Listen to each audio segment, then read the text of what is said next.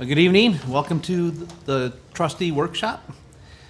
I'd like to call to order. Karen, can you call the roll? Trustee Broderick. Present. Trustee Garcia Guillen. Trustee Harris. Here. Trustee Lee. Trustee Mahalik. Here. Trustee Morales. Here. Trustee Ellis. Here. Trustee Bazinski. Here. We do have a quorum.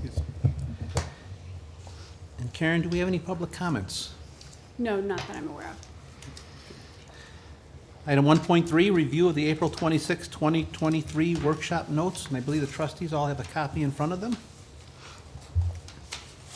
So moved. Second.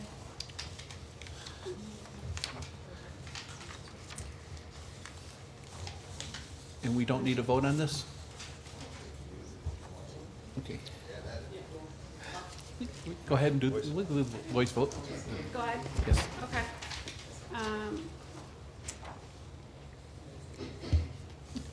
Trustee Broderick. Yes.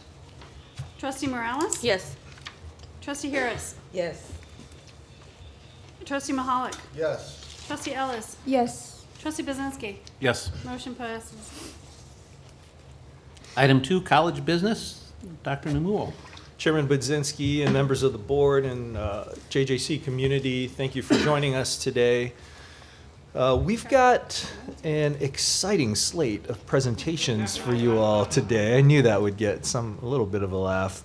But before I start that, and I'll tee up all three of them at once, and then we'll cycle through them. And Chairman, of course, we're happy to take questions and comments on any of the three items today. But I just wanted to take a moment to acknowledge our trustees for their service to the community and remind the public that our trustees serve as volunteers. And the amount of, they're not going to toot their own horns here, so I just, felt the need to acknowledge their service to our communities. They dedicate hours and hours and hours of service. They all are serving in different capacities. Two of our trustees were here at the campus late last night serving on a committee. So I just want to take a moment. Chairman, you all have lives, responsibilities. Many of you are business owners. Just want to acknowledge the board for your service to our JJC community. Thank you so much. Thank you. You're welcome. And with that, here are the three things. So let me cue up the first. So we've got preliminary budget outlook, structure and operations overview, and brand and perception study. So the first thing I want to offer at JJC, in regards to budget, at JJC, the state of our finances continues to be strong. Now, the timeline of the budget process will be the same as last year, and as a reminder to that board, we're right on time. Last year, the board got a preliminary look and then a 3-year financial plan right around the same time last year. And last year, was presented with the budget in May and provided final approval in June. We anticipate the exact same timeline in accordance with state law and state statute this year. In regards to the budget resources and ambitious agenda this year. As it has in previous year, it resources our strategic priorities, informed by our core values with a commitment to being future-focused, being student-centered, and, of course, fiscally responsible. I want to thank Karen and the team for their leadership and their work to ensure that we can honor the confidence that the public has in us to be responsible stewards of the public dollar. I'm going to jump to, I'm going to acknowledge just one item. I'm not going to take all of the team's thunder on this one, but this is something I shared with the Finance Committee. I'm proud to present this year a budget process and a budget that will not, for the second year in a row, and again, I cannot promise this to the board every year, but for the second year in a row, we'll be able to accomplish all of the things we described, advance toward our priorities, implement an ambitious agenda without raising tuition for our students. Yes. So that does require some creativity, and this is just your first look at our budget.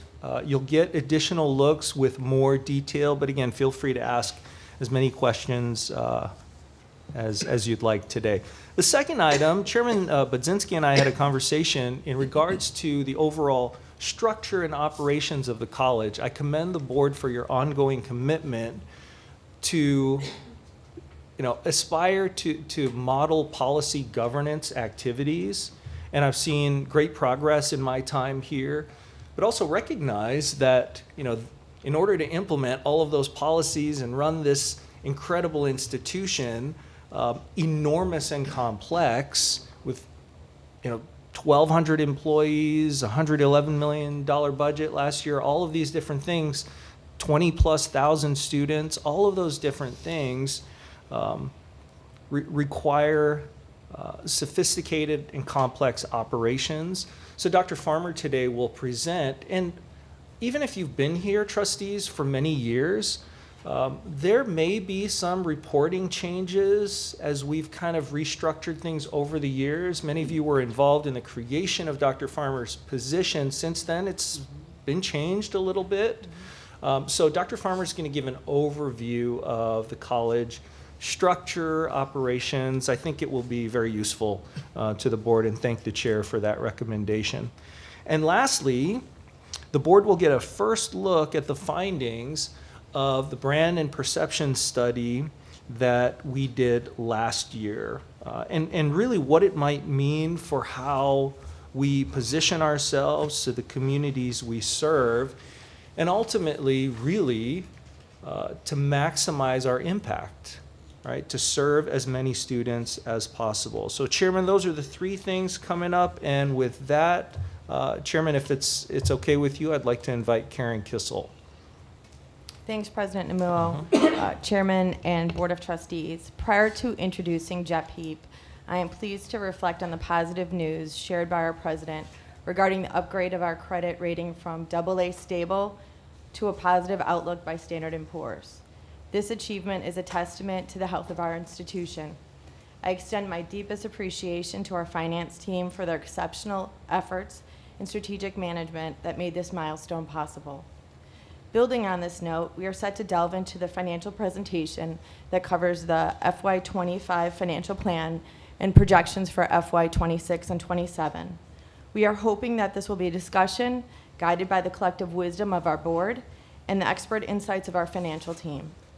At a high level, the topics will include the FY 2024 current fiscal operations, the FY 2025 future revenue projections, insights into anticipated revenue streams, including state funding, tuition, and property taxes, FY 2025 expense management, which it will provide you a look at future expenditure trends and strategic initiatives, our long-term financial projections with FY 26 and 27, which is an outlook to our financial future, including potential challenges and opportunities. And then the timing, as President Namuo referred to, the timing of when the board will be continue to be included in the discussions, and then ultimately the approval of the budget. This presentation aims to continue our trajectory of financial stability and growth. It's a reflection of our commitment to transparency and strategic planning. It's my privilege to introduce Jeff Heap. The dedication and expertise of Jeff and his team have been pivotal in shaping the 2025 budget, and I thank him.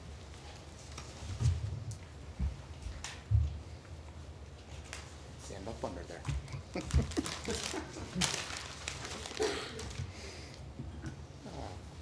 Good evening. Good evening. We'll get right to it here. For the current year, we're a little over halfway through the year, so some of our revenues are getting a little more solid on where we're going to end up. Tuition, we're actually running slightly over budget for paid credit hours. Our budget assumed 193,000 paid credit hours. We're at about 194,500 right now. We're kind of past 10th day, so the numbers will adjust a little bit with late starts and stuff like that, but it shouldn't fluctuate a whole lot from here on out through the year. State revenue, our combined budget for base operating in the career and tech ed kind of allocation was $9.7 million. Our actual allocation was 10.7 million. Last year, we didn't factor in any increase, not knowing what the state budget was gonna be. The state allocated 7% more to community colleges. So that's a major difference, that plus a little how our credit hours were reimbursed compared to the system-wide hours. That's where the difference came in.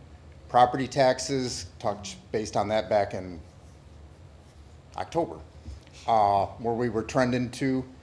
We should be at budget, slightly over, just on preliminary new construction numbers. Won't know final stuff until April, when the levy edits start coming out of the counties, but we'll meet budget there. And interest revenue. Last year, that was kind of a new revenue source for us, because it was the first time in years there was actually interest earnings, or the rates were up there. We factored in, our budget was based on about 2.5 million. Rates continued to climb. We'll probably be around 3.5 million in interest earnings this year, so that's coming in $1 million over budget. But as you look forward on that, even though we built up our investment ladder, everybody's kind of projecting rates are gonna probably head down here in the near future. So, you know, as you project out, we're kind of stepping that back down into the future years. On the expense side, we're trending under budget. There's quite a bit of salary from vacancies. Adjunct and faculty overloads, even though enrollment's slightly over budget, we're running under budget on that. So from an academic side, doing good managing classes, and basically incrementally increasing kind of class sizes. Because they had kind of, as enrollment had dropped, the class sizes had kind of dropped. Contractual supplies, utilities, travel, that gets in so many departments. It's smaller dollar amounts. There's always fallout from that. You know, it usually ends up around that 1.4, 1.5, 1.6 million, kind of trending in that same place this year.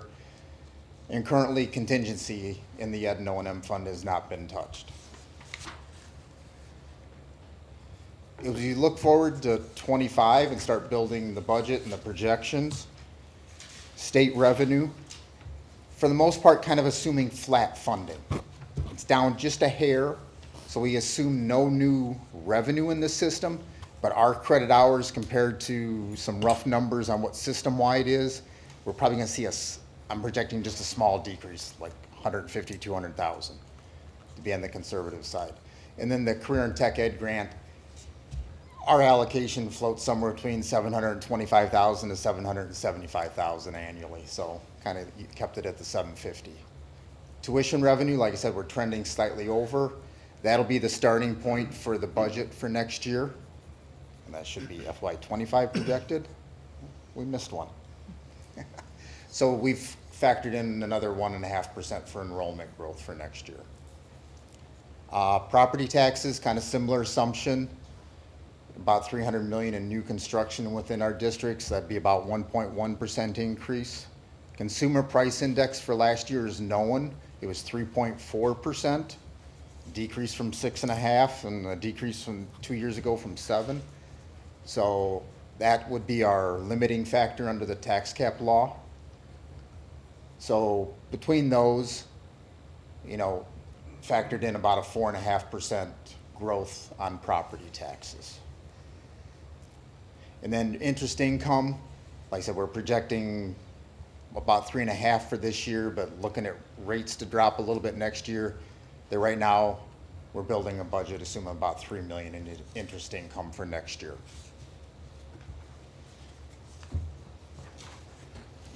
On the personnel side, you know, settled quite a few of the union contracts that drive everything last spring.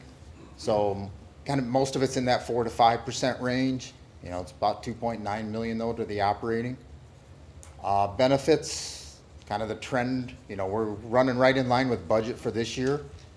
But everybody's saying the healthcare trend's about 7%, so that's what's factored in here, so that's a little bit over 1.1 million cost. Material supplies, contractual, kind of did an inflationary adjustment of 3%. And then utilities, even though a lot of them are under kind of contract right now, there's still variable parts with capacity payments and pass-through from ComEd for delivery.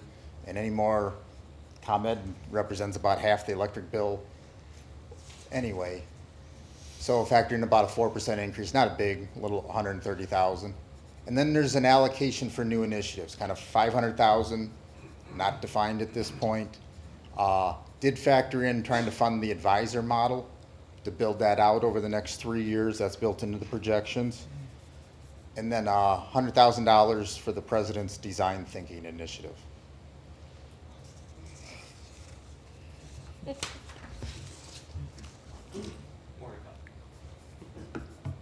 I was pausing for a minute. Didn't know if you had to say something to say or not. So what I went through, the 25 column kind of lists all the assumptions. And then what we're showing for the assumptions and the projections for 26 and 27. State revenue, to be conservative, kind of left at very kind of level funding, not expecting, don't know what the state's going to do. They're on better footing than they were 4 or 5 years ago, but I think the steam's kind of run out a little bit of whether there'll be a whole lot of new money thrown at or funded toward community colleges. New construction, similar, even if you keep it at kind of that 300 million, but as our assessed value grows, 300 million is not as big of an increase. Consumer price index kind of went back to more long-term trend, of 2.5%. And then credit hour growth, 1.5% in 26 and 27. Salaries, based on the union contracts, kind of steps down about 1% in the out 2 years. Kind of left benefits at the same 7.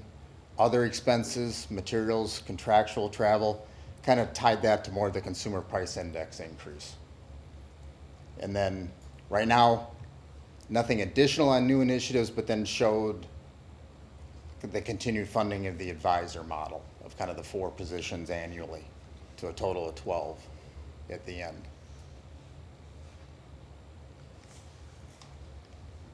So when you boil that all down for numbers, like I said, for 25, we're looking to be in a good place.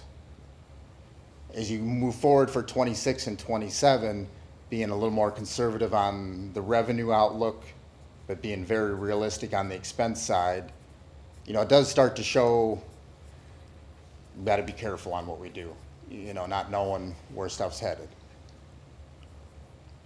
But it's also probably not that much off from what it usually shows, honestly, is we're usually very conservative in estimating revenues in future years, so we're not surprised.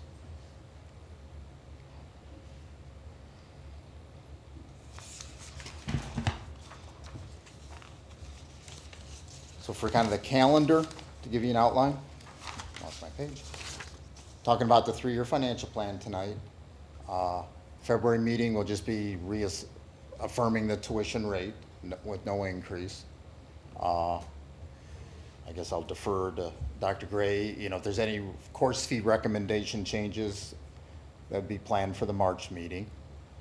And then we'll plan on giving a kind of a budget update of where we stand at the April board meeting with the plan to adopt the preliminary budget at the May and final approval at the June meeting.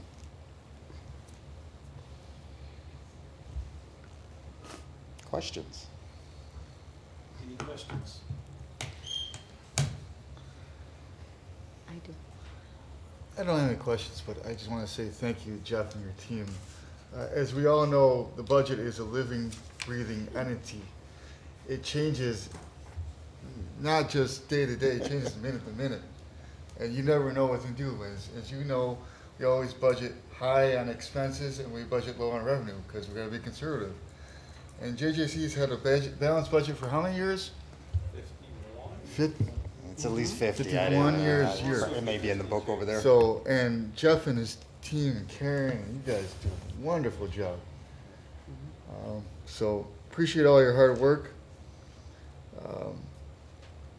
And again, another balanced budget is a great thing for the college. Can you go back to the slide before this one? When you're looking, so you're not really giving us, you're just stable with the revenues. That's why we're showing the deficits for 26 and 27, that you're not anticipating any significance, or am I missing something? The revenue assumptions, Yeah, because when I look at the revenue assumptions, they look like new construction staying pretty much the same, one across the board. Then I'm looking at the CPI, and I see that going down, okay? And I'm looking at the credit per hour, so that's staying stable. But I'm looking at, everything else is kind of staying status quo. But I'm seeing we're going from 38,000 in '25 as a positive, then we start going into the negative. Any solutions that you're gonna see that we're going to anticipate or think about anticipating so that we don't see these negatives? Because negatives are always a concern, and I applaud everything you're doing. Yeah. You know, I need a And, sense. and I know too, because every year we get this projection, it's the same thing. Like I said, it's a living, breathing entity, this document, and it Yeah. changes so quickly, so, but, they always, like I said, they're always budgeting high for expenses, budgeting low for revenues, obviously, so, go ahead, Jeff, you can take it over from here. Like you said, we're being conservative on the revenue side, so it's like, Yeah, okay, 'cause not that's- knowing if there's gonna be any increases in the states, I mean, the states kinda kept flat. The property taxes, you know, those increases are factored in there. A little bit from tuition, I mean, if enrollment kinda comes back, that'll help. You know, interest revenue, kinda dropping it down, that 500,000 each year, so if rates kinda stabilize or something, that could help cover, you know, that deficit. The other part would be, I think what am I saying?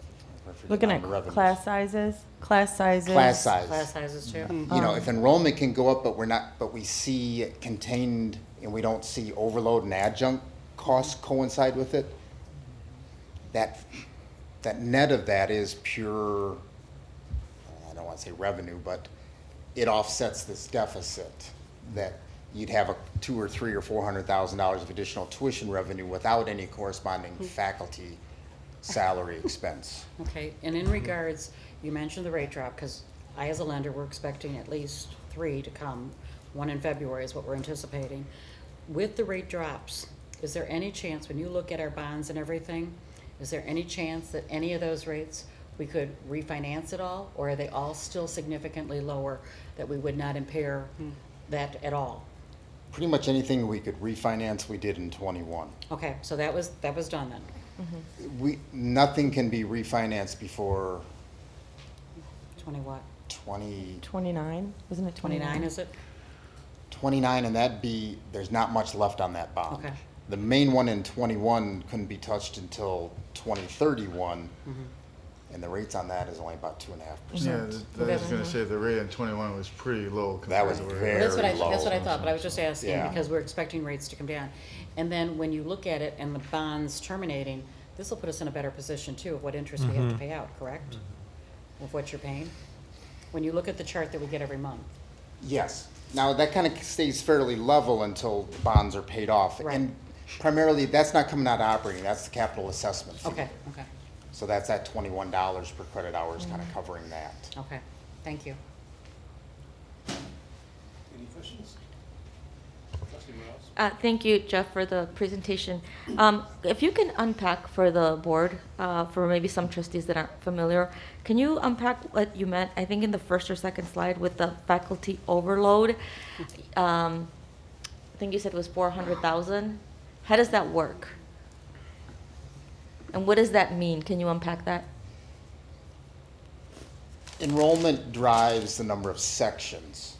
So each section's taught by a faculty member. Part of it's going to be some of it's going to be their base load, but anything like we're talking above 15 credit hours is paid at an overload rate. When you say section, it's like, for example, an English Each- class has section 1, 2, 3 of the So same that- class. So that'd be 3 sections Correct. of that class, so you'd Right. have 3 instructors. Right. Whether it's all the same I get or it, but some different. people on the board may not get it. So if you can water it down. Was that what, I'm not sure I watered it Yes, down you enough did. or not. Yeah, Okay. with my help, yes, you did.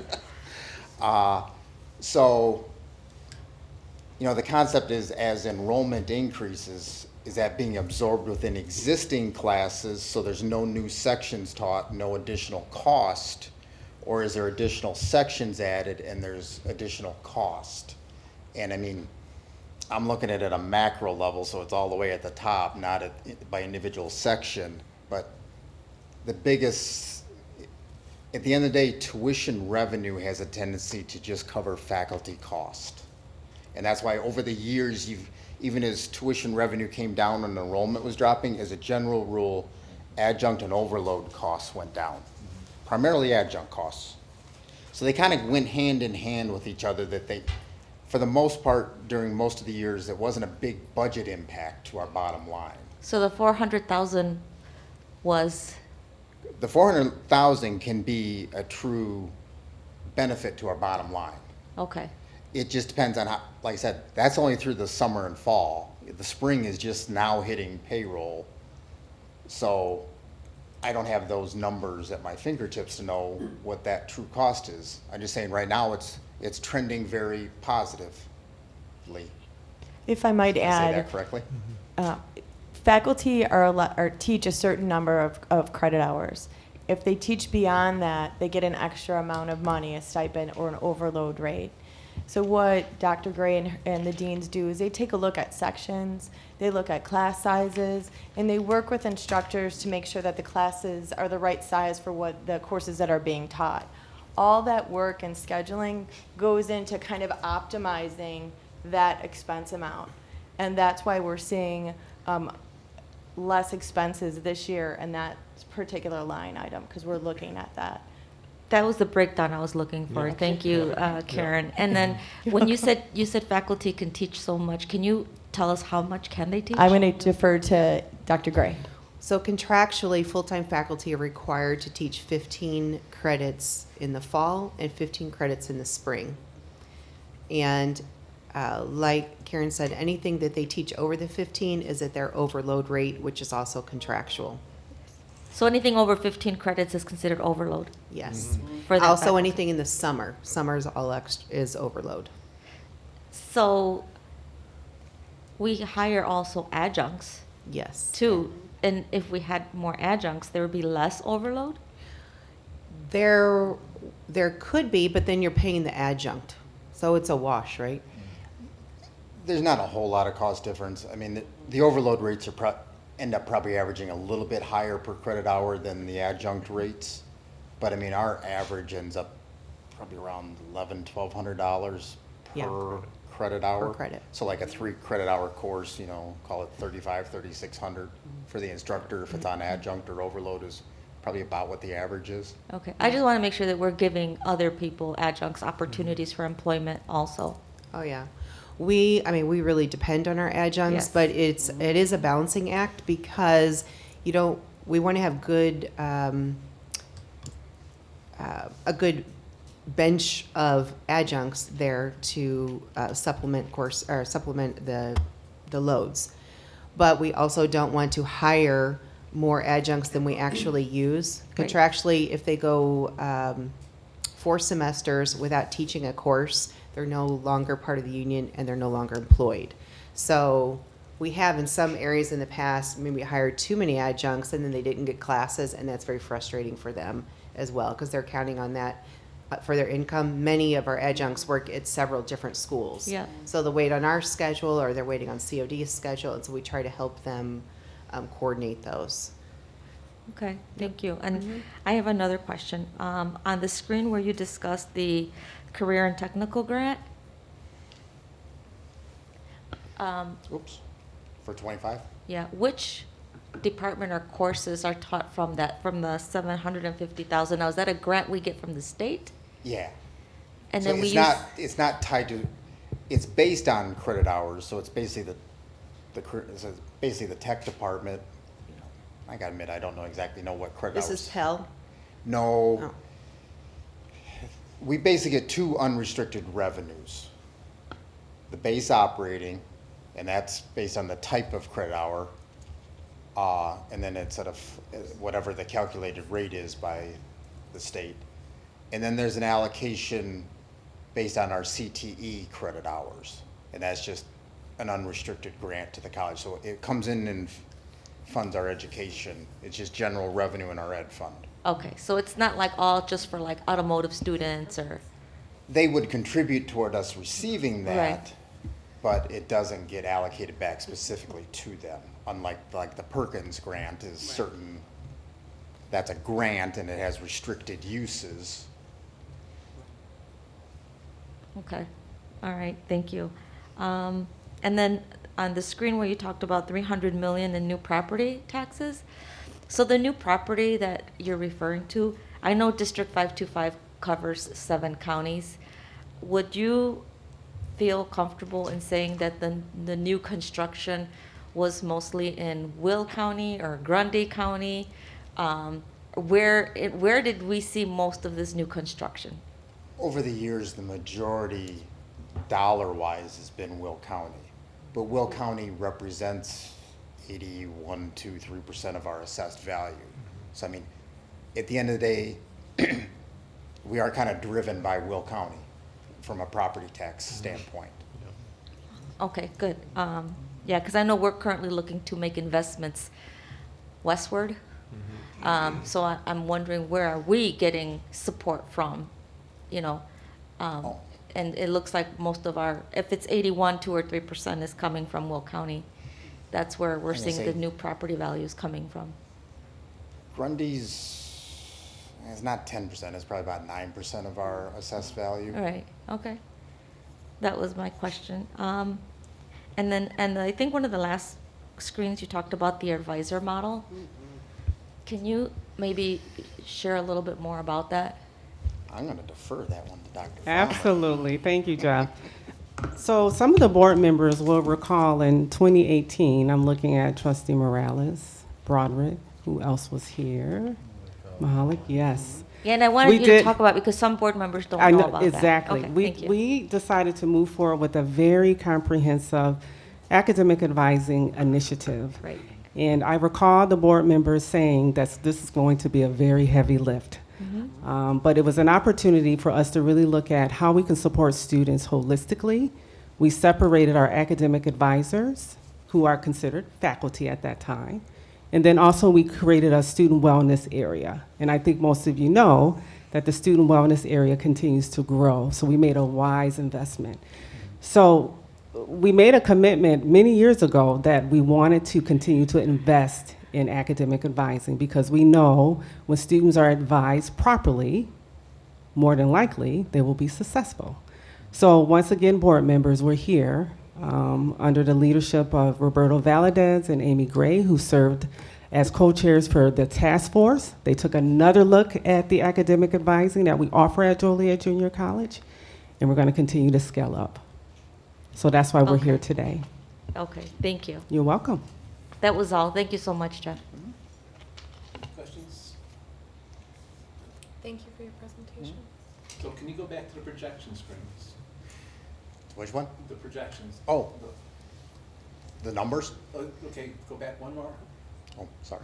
Okay, so when I look at new initiatives, in fiscal year '25, we have a new initiative of 600,000. And then it looks like we stopped with new initiatives. Right now, since we were showing deficits, the only new initiative is really trying to maintain the advisor model. Okay. That's built into the 26 and 27 numbers. Okay. So it won't be new going forward, is what So you're there's trying no to say. initiatives planned yet. No. Not in the We're waiting to hear, projections. we're I don't waiting. want the cabinet to get off thinking we're done asking to do more. Okay, There's good. gonna be something we're gonna come up with there, so. No, but that $600,000 no longer new, so it's still in the budget moving Yeah. forward, so. Okay. But Exactly. we're excited to hear new initiatives from the board and from the president too as well, Okay, so. all right, I saw a gap there thinking, are we just gonna stop trying, which I don't wanna see. And then, if you can move to the next screen. And I'm gonna go back on something Trustee Broderick had brought up. A couple years ago, or 3 years ago, we were in the same thing, where we looked a couple years out, we had the projection of a deficit. Yeah. And at the time, we made a real difficult decision to solve that issue over, and actually, '25, it showed a deficit too, and '24. So we had covered those deficit by a tuition increase. We know right now, 2 years ahead of fiscal year 2026, we see a deficit. The board's gonna ask you to do all we can to make sure that doesn't result in a tuition increase. And we know enrollment's the answer. We know that the more people we have paying tuition, the better off we'll be, but I don't think it's too early for us to look at that number and think, how do we avoid getting it into a tuition conversation in 2 years? That's just a concern I have. I mean, it's great that we were welcome to another year of without a tuition increase. And I remember Trustee Morales made it very clear, we can't just come back each time we have this deficit and ask for more money from the students. So that's just a thought. I mean, I don't need an answer as to what the steps will be, other than we'd like, before we get to that point, to know that we really don't want to focus on students coming up with more money if at all possible. I think if I can add to that, the advisor model that we are scaling up and we're investing in is going to be critical to not just new enrollment, but retention is just as important. And if we can retain these students, if we advise them properly so that they can see the light at the end of the tunnel and they know how many credits every semester, and they have the right combination of classes, they're not taking 5 biology classes and burning out and dropping out, that we are advising them properly so that it doesn't affect their FAFSA, so they don't end up losing their FAFSA grant. Because I know when I worked here, there was always a disconnect with financial aid and advising, and kids were losing FAFSA left and right. Not kids, students, I'm sorry. So I think if we continue to invest in the advisor model, and if the advisors are really on top of their job and doing their job, I think that we might solve that deficit. I think what you're also going to see in the branding study that Kelly Rotor-Tonelli is going to present to you are some other strategies from a marketing and communication perspective that the college is going to be looking forward to implementing to communicate with our students and target those communications more specifically. So it's also an exciting area there that we're looking at focusing on in the upcoming years. Thank you. Thank you. And I know with your calendar that you put up, we'll have more opportunity to ask more questions. They may be repetitive, but they're just actual concerns, so thank you. And you're correct, like I said, there's, It's right now, there is no tuition increase factored into any of these projections. Yeah. But as you look forward to years 2 and 3, it's like, We don't want to anticipate tuition increases, obviously, because we want to do our best to increase enrollment, get everything going where we're going to be best. And again, budgeting process, you never budget high and you never budget low, so you I gotta- know, it's a you very gotta- difficult it's very conversation, but I know, but that's why we're on the board. We're gonna have that conversation eventually, so it's not gonna be an exact science. Eventually, we're gonna have that conversation, but that's why we've been elected and that's why we're sitting here right now, so. Again, you guys are one of my favorite committees I sit on. Just one of them. I won't tell building and grounds. yeah, that's in the corner. So, just one of them, so, appreciate it, so, thanks for all the hard work. thank you, sir. Chairman, if I may, add just a couple of things before we let Jeff off the hook here. So, there are a number of assumptions. There are many unknown variables 2-3 years down the road. So we're committed to, again, being student-centered in all of our budget conversations. Interested in creative solutions to some of these, but know that we have a history and a practice of presenting a 3-year forecast, but know that, we'll have those types of conversations as we approach those fiscal years. But also the college remains in a good strategic position that we're able to fund some of these strategic initiatives without necessarily always impacting our base budget and dipping into some of our reserves for items and initiatives that are important to all of us. And to that end, one of the things I wanted to add to Dr. Farmer's description of our advising model, this is going to also bring our student to advisor ratio to something we can all be proud of. Sure. If you would, Dr. Farmer, I wanted to acknowledge that specific point. I have To it documented. Trustee Morales' point of the Yes. student experience, and certain, yeah. So right now, we have 8 academic advisors. So compared to our sister institutions, Harper, 1 advisor to 534 students. CLC, 802. Moraine, 1,160. Just keep these numbers. Triton, 1,902. Oakton Community College, 727. Wambanzi, 1,063. And Joliet Junior College, 2,508. So this will bring us advisors will not have to serve as many students. So this is a year after year for the next 3 years, a commitment to reduce that ratio. Thank you. Thank you, Chairman. Thanks, Jeff, appreciate it. Thank you, Jeff.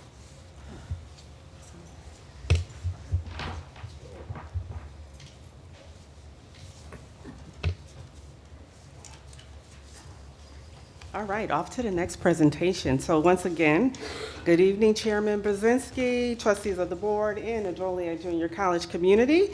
So I'm very excited to provide you an overview of our organizational structure at Joliet Junior College. So before we get started, if someone can pull up that wonderful PowerPoint. Thank you.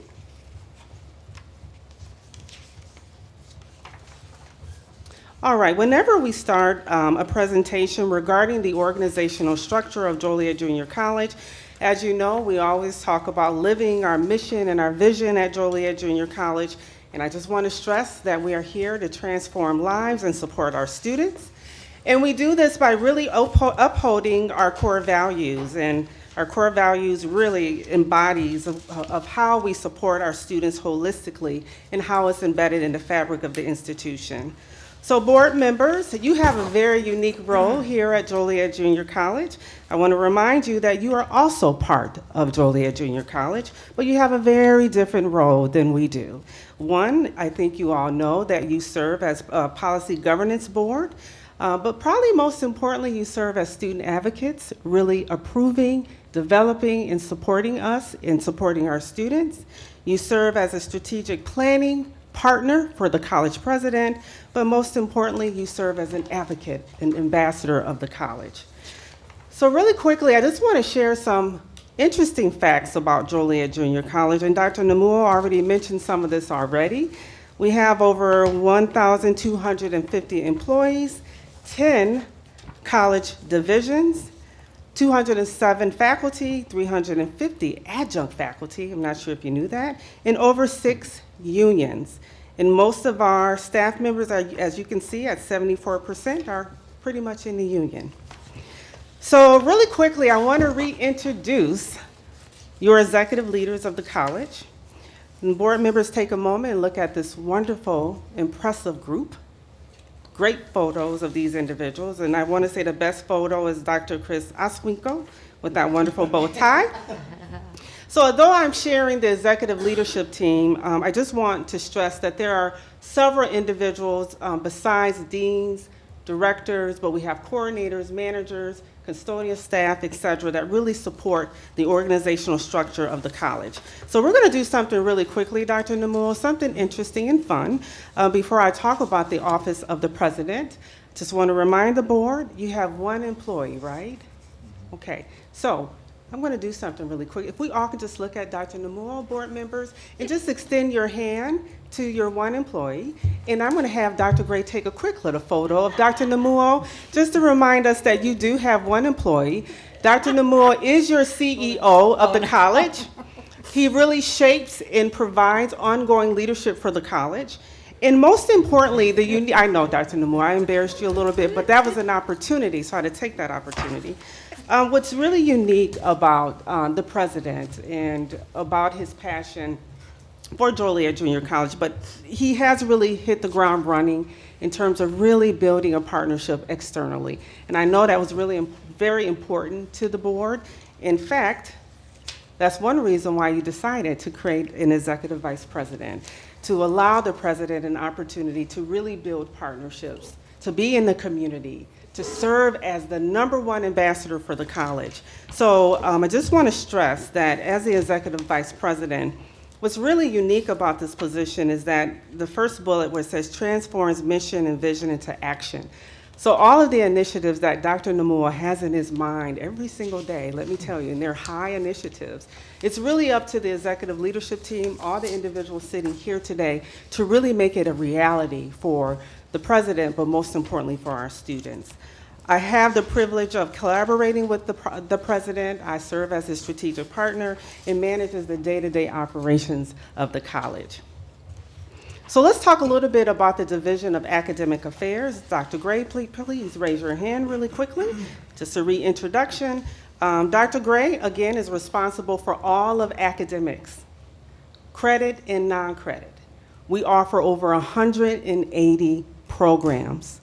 We have over 207 faculty and 350 adjunct faculty. So just in general, just to give you one number, she has over 981 employees, take a breath, that report into that division. Very comprehensive division. The next division I would like to highlight is the Division of Student Development. I continue to stress to individuals that talk about student development that we are a very comprehensive student support services area that within the state. When you come to campus, many people say, wow, this is student support services? Yes, we're almost like a four-year institution. We offer every single support services that you can think of, from career services, from holistic wellness, from student activities, from athletics.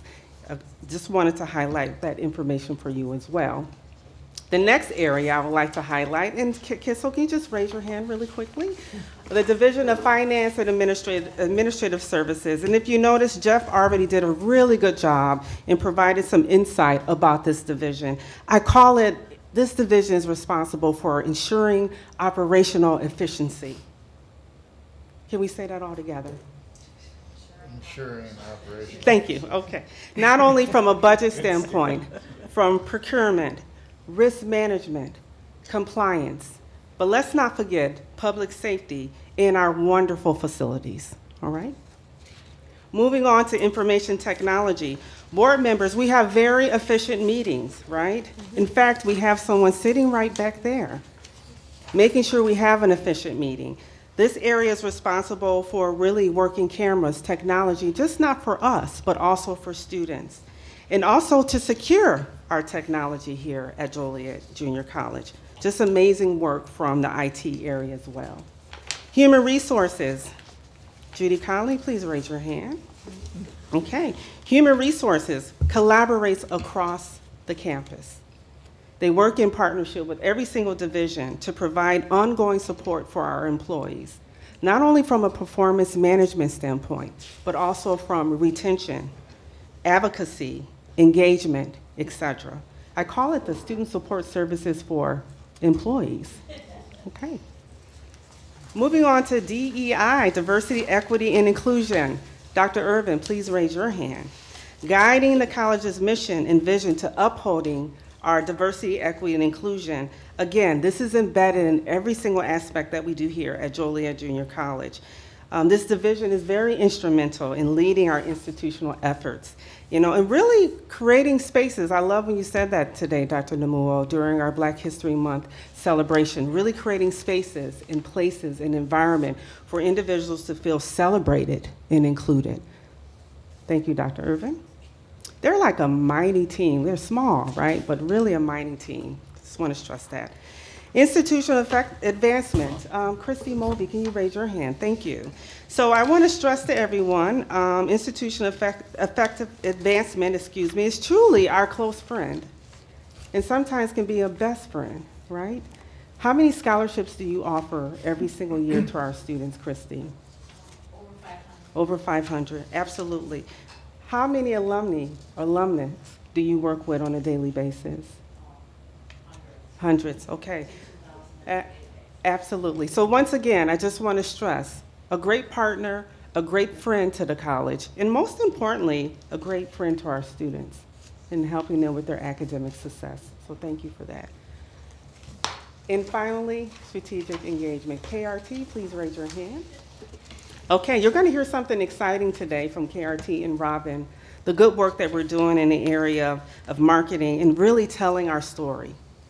Really, that's really one of the main focus of your area, in addition to partnering with Dr. Namuo from a legislative standpoint in working in partnership with all of us. So when you see those commercials on TV, have you seen the commercials?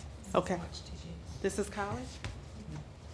That's KRT's area, okay? All right, I know this was a really high-level, quick presentation, I could speak all day long about the good work that we're doing from an organization standpoint, but I wanted to give the board just a little high-level overview of the structure that we offer here at Joliet Junior College, but most importantly for our students. Thank you. Does the board have any questions? No questions, but thank you. I appreciate the visual overview. You're welcome, Trustee Lee. Okay. Thank But they're gonna go easy on you. Thank you, Dr. Farmer. Thank you. Very nice presentation.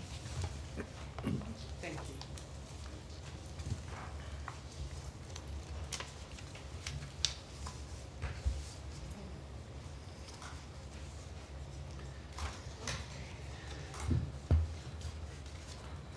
Good evening, everyone. I have been so excited about sharing this information with you because it's something that I know for some of you who have been on the board for a little bit, we've been talking about for a long time. So tonight, I'm going to share the findings from the official brand and perception study that we initiated in 2023.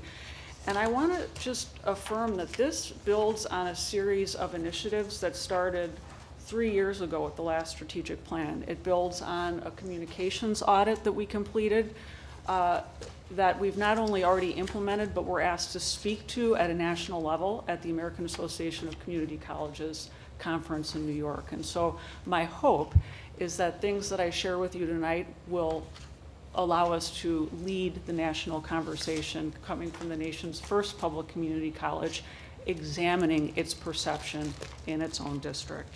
So as I go through the following slides, I want you to remember what brand and perception is, okay?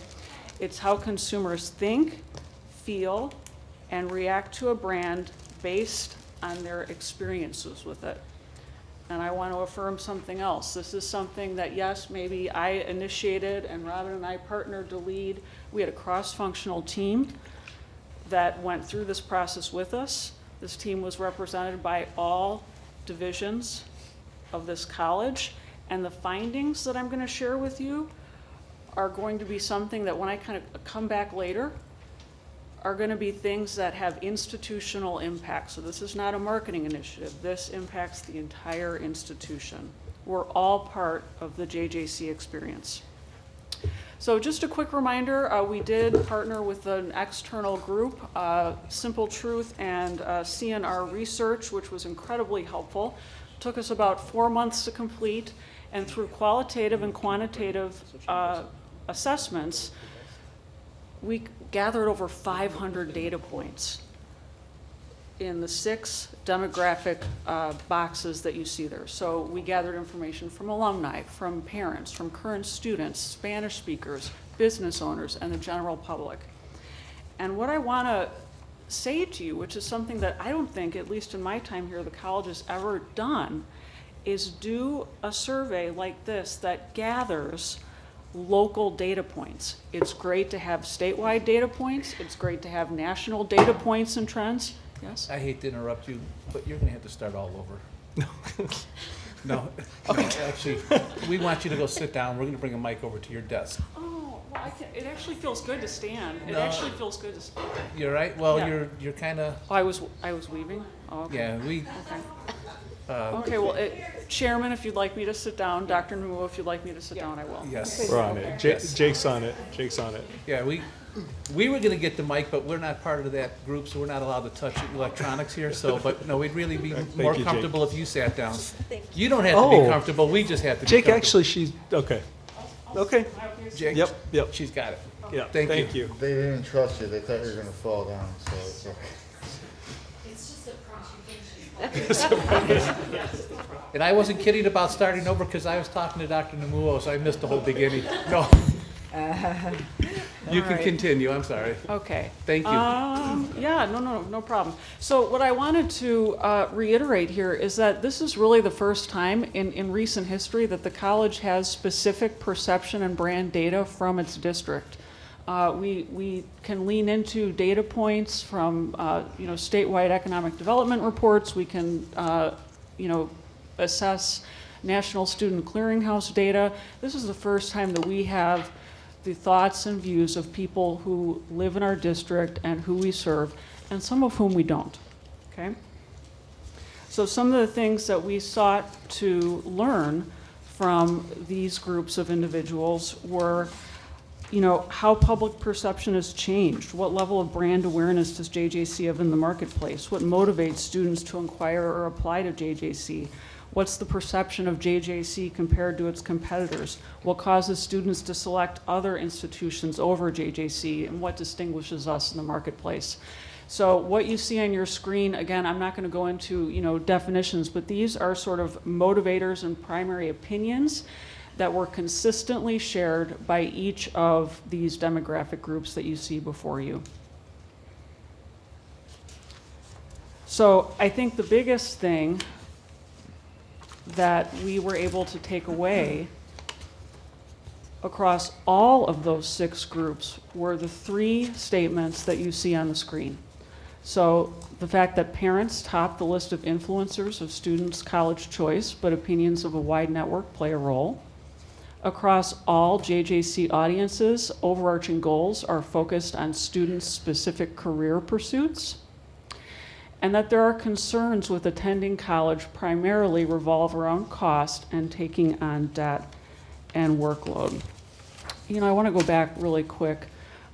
Something else that I want to make clear, when you look at all of these motivators and a primary opinion shared by these demographic groups, what this says to me is that we have solid data that supports we need to speak differently to every single one of these individuals in these groups. Yeah. Different communications resonate differently with them, and that'll be important later. So, where are our biggest areas of opportunity? Again, I'm speaking broadly across all of the 6 demographic groups that I've shared with you. Well, they're in course flexibility, they're in campus security, and they're in inclusivity. And I'm going to tell you why.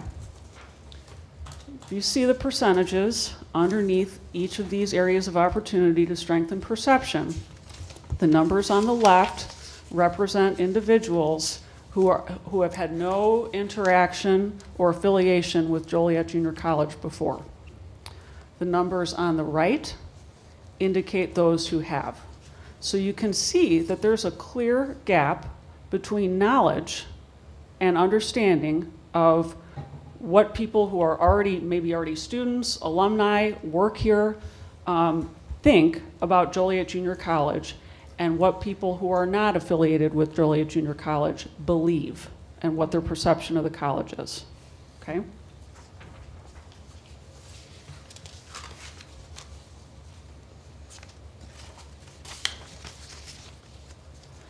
Another key finding, this is a big one. We've had anecdotal evidence about this for years. We want data that actually supports it.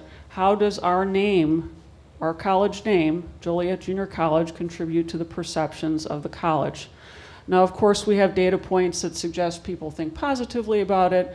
We have data points that suggest people think negatively about it. But what I want us to focus on right now is the number of people who are neutral about Joliet Junior College. And under each of these demographics, prospective students, prospective parents, current students, and alumni are the associated percentages of people who responded to our survey that said they thought nothing of us.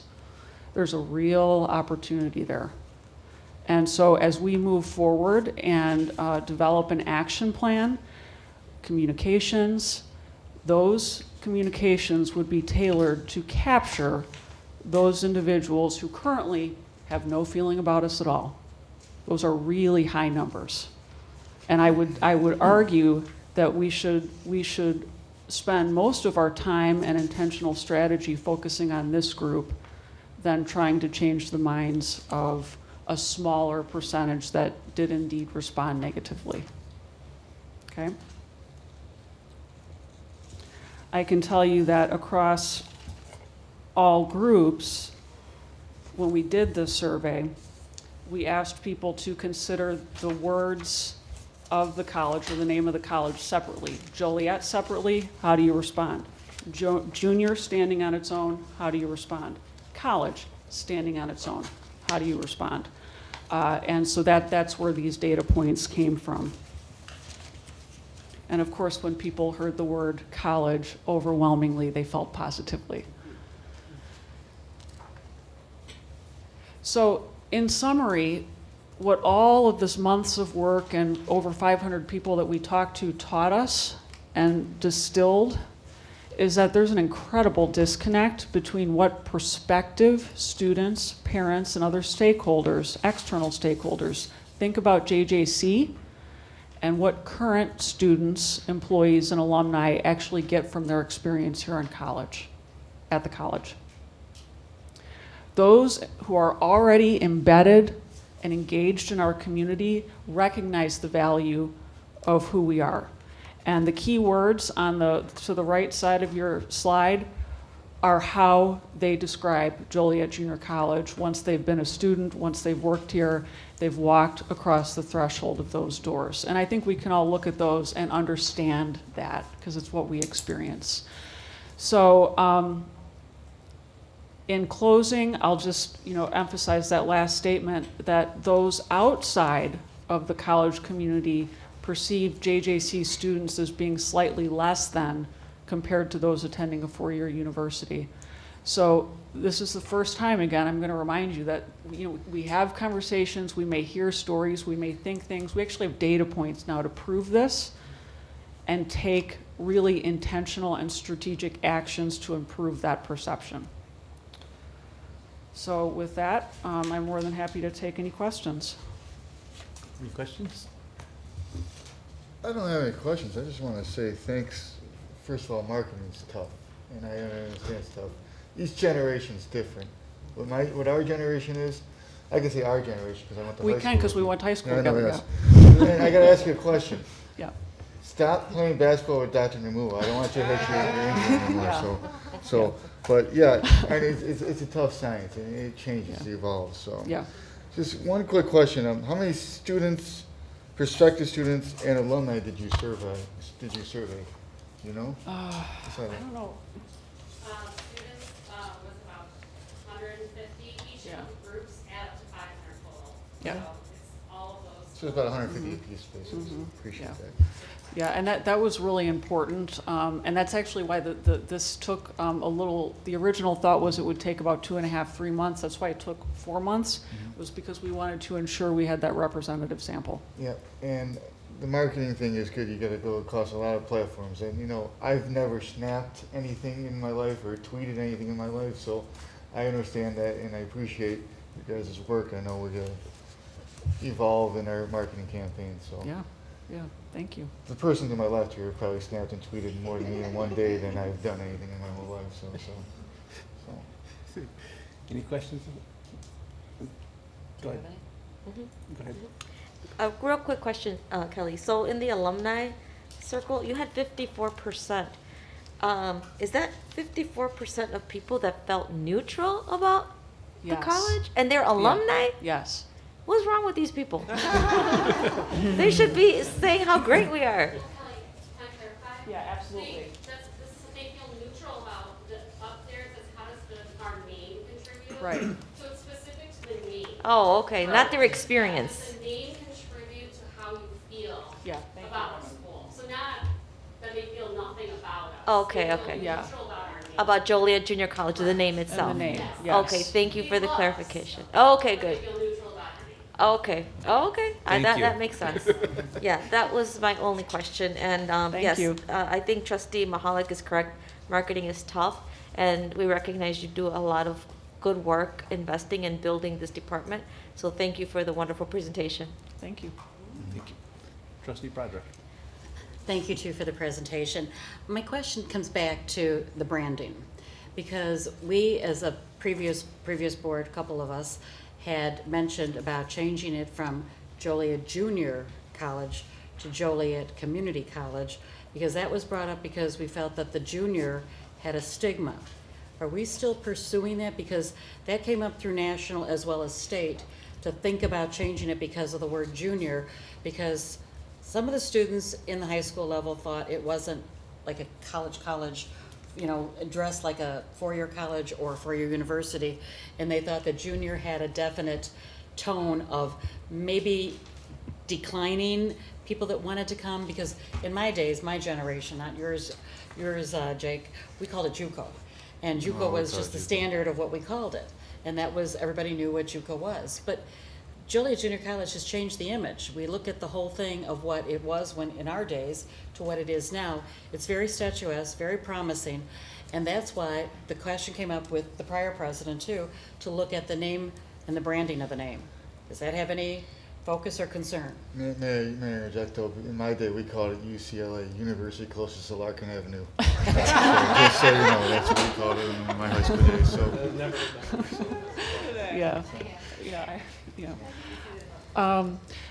so, great question. And another, this was really kind of the linchpin of the whole, you know, it was a comprehensive effort, but this was particularly interesting. We do have recommendations, and I want you to focus on the fact that I've only talked about findings, not about what our suggested action plan will be moving forward. So we do have, and I'll work with Dr. Namuo to bring that information to you as we work through it. Good, and I just wanted to reemphasize it so that the board members here that weren't on when we were doing it prior years, that was something that we did bring up, because we had a concern about the junior, and we threw a lot, I know there was a lot of names thrown out that we had put out, and I know that JCC came up as one, and then I think it was also the possibility that if we do change the name, do we still stay as the First Community College? So, I mean, that was a concern, that we wanted to make sure that we didn't lose that First Community College. I was to bring that up. That's always the stigma that we brought up. Do we lose our First Community College status if we change the name? So, but Right. So I'm just sharing. I'm ready to see what you come up with. You don't have to decide anything tonight. Just take some time, think about it. We can call it the Klein Namuo Community College. So moved. Sorry. Any questions? No, I'm done. Thank you. Michelle? I don't know if everybody remembers, but I'm against the name change. So anyways, sorry, can you go back to that screen? Oh, yep. How was this question asked? Did you tell them that we're thinking, like, was it asked in the way of, we're thinking about changing our name? How attached are you to this name? Because like the way you kind of described it, it's like, well, how do you feel about Joliet? How do you feel about junior? And how do you feel about college? And I know that was for Maureen to see, like, how would you feel about Joliet being switched to community? And honestly, I don't think that it's that big of a difference, JCC versus JJC. I think that would be acceptable to our community. But anytime that I've mentioned to anybody in our community about thoughts, how do you feel about us changing our name, they're kind of hesitant and do like JJC, the nation's first junior college. So I would just wonder how exactly this question was really asked. Yeah, no, and that's important, because you don't want to ask a leading question or a biased question, right? And so therein lies the beauty of what we did, which is doing qualitative surveys and assessments and quantitative. So what I referenced in the, just the quick example that I referenced was part of the quantitative survey. Robin and I got to kind of sit in behind the screen during some of these, and so we really got to hear this question being asked and hear the dialogue and the back and forth with all of these different groups. So it was almost like a double-sided mirror kind of thing, and we just got to listen to that. And so people were able to speak to why they felt a certain way, and all of that's been captured as well. Yes. Yeah. Trustee Harris. Yeah, this was really good, Kelly. I just have one question and then a statement. Now, how did you determine which groups you wanted to survey? Thank you. That's a really good question. So I'm going to go back up to. Yep. Here we go. So really, generally speaking, in our work, these are the audiences that we talk to, that we want to engage. We want to engage parents. We want to engage current students. We want to engage alumni. We've made very strategic investments in how we reach out to our Hispanic population across the institution, but particularly in marketing, where we've shifted a lot of advertising dollars in traditional and digital formats to communicate with those populations. And so what you see up here is really who we're talking to anyway. Those are our stakeholders and who we're talking to as we do our work now. Okay, okay, and then to break it down just a little bit more. Sure. Inside the groups, individuals, say so many men, so many women, or was it just a group consensus? We captured individual, and I'm going to tell you, we distilled this from 60 slides and data points down to what you just saw now, which is 6 or 7. And so we did collect, or rather Simple Truth and CNR Research collected all of those survey data points and all of those qualitative discussions, provided them to us, and then distilled, here's where your, let me go back to this, here's where your key findings are, here's where your opportunities are, based on all of those individual men, women. You know, we tasked Simple Truth, and it was not easy, but we tasked them with bringing together a representative group of our district.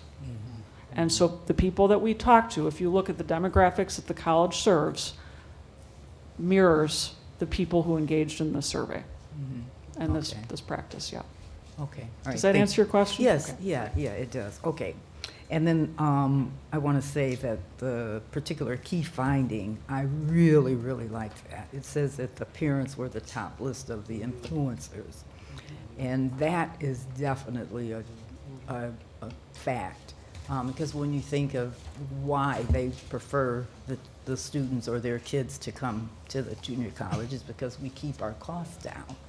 And, you know, we want to make sure they're investing at a good local community college. And so I would see that that would be one of the top influencers. So that means we got to keep it like that, so Yep. they can continue to influence their children to Yeah. come here. And this will help us better direct, you know, financial resources, tailored messaging, all of that stuff, which would, you know, would be part of our follow-up action plan for Yeah. implementation. But yeah, this is really good. I Yeah. really enjoyed it. Thank you. So I have a question, my favorite slide. Oh, I knew it. I was, okay, So- all right. I love data. I like Yep. to see data collected, and I want to make sure that everything you've collected is going to be archived, because this becomes our new benchmark. So in the future, we always know where we were, where we started. My second part of that will be, and that was a statement, that wasn't a question, but on this slide here, key findings, how does our name contribute to your perceptions of the college? I know you collected a lot of data. Is there other titles other than how does our name contribute to your perception of college? Is there one that says, what is your perception of Joliet Junior College? Generally, yes. Okay, Yeah, generally, and I'm not yes. asking you to create that for me, but the board will see that as a very important spot, because when I look at this, it tells us our area opportunity right here, our prospective students and prospective parents. Well, who do we want to attract to this college? Prospective students and prospective parents. So how are we reaching out to them? And that is not a question for now, but, so that's kind of what the data, what, you know, we would like to see. I love this report. This is great, because this is what we asked for initially, because we really didn't know as a board. And that's why, you know, archiving this data is important to us. But when we talk about enrollment in almost every board meeting there is, we are looking at all the perspectives, parents, students, and so those are our driving audiences that we want to, you know, reach out to. So, thank you. Yeah. You're welcome. And again, I love data. You probably collected a lot more than you've shown us here today. We and sure We did. appreciate Yeah. that. And, Thank you. memory's cheaper than it used to be. Hard drives, space used to be very expensive. Now, you know, thumb drives are terabyte thumb drives, so. Yeah. Collect more, please. Chairman, may I offer just a couple of thoughts? Yes. So if you, and Trustee Lee, you're not alone. You're not alone with that position. We heard that loud and clear, certainly. If you visit the website, you'll see a video, and I didn't realize the video existed, but you'll see me addressing a group of parents. It might be 100 or 200 parents at Discover JJC. And it was my opportunity as a JJC parent myself to address those parents. And a lot of what I heard that day came through in the Brandon Perception Study, specifically as it relates to security of our campus. So we've placed a high emphasis, this board has, the administration has, on the safety and security of our students. So I wanted to just acknowledge that. And, you know, Trustee Broderick, in regards to the stigma, when you think about, you know, Chairman, we look at the Joliet Junior College name. Trustees, we look at that every time we're here. The history is such that junior college was, of course, originally intended to just capture freshman and sophomore years, right? And we were exclusively a transfer institution for decades, right? University colleges covered junior and senior years. And actually, some universities have clung to that name. So you'll see that out there. I think there's a college in Maryland, University College. That's where it came from. But many have moved away because it no longer captures the breadth of what we do, right? We are truly a comprehensive community college. However, we have the strongest history in the nation. We are among maybe 3 or 4 that cling to the junior college name, New Mexico Junior College, Tyler Junior College. I think there's one more, and there's the original Joliet Junior College. So what we've done is we've committed to having these conversations among the college, in the college community, through listening sessions, information sessions, to present what we've presented to all of you and bring back to the board a recommendation informed by those conversations and your feedback today. So thank you for that. Thank you. Thank you. Unfortunately, we can't claim UCLA anymore because St. Francis That's the first- changed to the University of St. Francis. Right, right. So now they're closest to Larkin Avenue. Okay. So just so you know, clear that up. Okay. Item number 3, board business. Do we have any additional board business? Item 4, closed session. The board's going to go into closed session with a motion to discuss 2C1 personnel and 2C11 legal. I need a motion So moved. Second. and a roll call.